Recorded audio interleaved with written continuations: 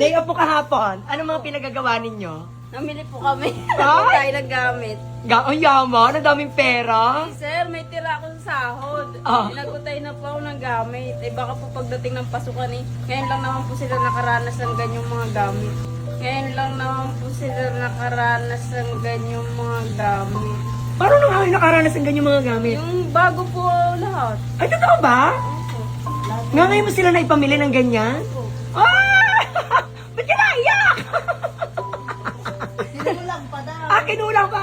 Hindi, ibig ko sabihin, oh, Daplos pang maglakad. paano tapos maglakad? Dahil kinulang kami ng pera kahapon. Oh. Gutom na sila ang aming binili sa Jollibee. Nag-mix and match na lang kami. Oh, tapos, magkano nagastos sa Jollibee? 200 plus. Sabi ng anak ko, mama, may pamasahe pa tayo. Naplis na pa kayo maglakad. Oo, umiram na lang ako kay Milit ng 300. Ay, totoo ba? Nabali to kasi sa akin kahapon. Hindi ko naman mapabali dahil wala akong GCash.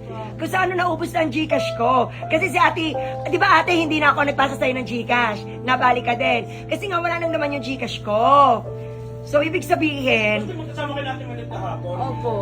namili din sa Timilet. Para sa kanyang anak. Opo. Oh, naghahanda na kayo sa pasukan. Opo, sir. Totoo na nga ngayon nakakaranas ang iyong anak ng ganyan. Sir, dati mga bigay lang. Totoo. Ay, ubus na po kasi yung bigay ni Mayor. Oh. Wala na. Oo, kasi Ay, ano, wala para na. at least may pang-umpisa. Opo. Kasi naibigay naman ay nakapasok na ano. Ay, ibig sabihin, ano reaksyon ng mga anak mo ngayon nakaranas ang ganyan? Tuwa po sila kasi maaga pa po mayroon na silang mga gamit. Totoo? Sa New Star po. Ay! Opo, sir. Yung nakarang taon. Tapos yung sinundan pa noon. Pasukan na wala pa silang mga gamit. Pasukan na wala pa silang mga gamit. Ganyan? May nagbigay na lang po sa aming kapitbahay na, Tete, itong ni Charm, pinamili ko na ng No. Kasi nagbigay ng mga po. Ay, ibig sabihin, ano naman ang pakiramdam mo habang namimili? Bukod sa nag-aalala ka na kulang. Kaya sabi ko nga sa cashier, ma'am, pwede po iwanan yung ibang item na hindi, yung yung halimbawa kulang po ang pera ko, pwede pong iwanan. Pwede po, sabi na. Ay, may naiwanan pa, may naiwanan. Wala naman po. Nadala-dala nyo lahat. Yun nga lang. Sa akin ni Jollibee, sa Balayan, New Star eh. Opo, sa Balayan. Naglakad Abay. po kami. Talaga? Naglakad saan mula? Galing New Star po hanggang Jollibee. Teka muna, di ba? Jollibee, sa may Plaza. sa may circle. Opo. So malapit lang naman. Opo, malapit lang naman. Oo. Buti kayo, Lakad. buti kayo may naipamasahe. Opo. Meron naman po. Oo. Sa madaling salita, magkano na lang ang pera mo ngayon? Yun na lang po yung ko nung pinagpalaro nyo na lang po, yung mga malulutong na tig-50 by 400 na lang po. Sinabi ko po. Tinabi mo. Opo, Yung sa mga palaro. ayaw pong galawin. Oo. Oo. Okay. Paano yon? Katatapos lang ng swelduhan. Ano kang date lang ngayon? Wala ka na ulit tira. Wala lang na po. Oo. Babalik ka na uli. Sige. Mamaya na lang. Cash na lang. At ako'y wala ng Gcash. Kahit Okay? 1K lang po. Kahit 1K. Opo. Ay? Yes? Ito ang mga anak ko hapon. Tawa? Ano sabi ng anak mo? Sobrang bilis mong ulan.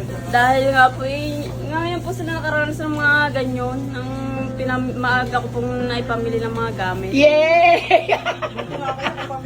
Pagdating, nagbuklat agad ng mga pinamili namin. Pagdating sa bahay, excited sila.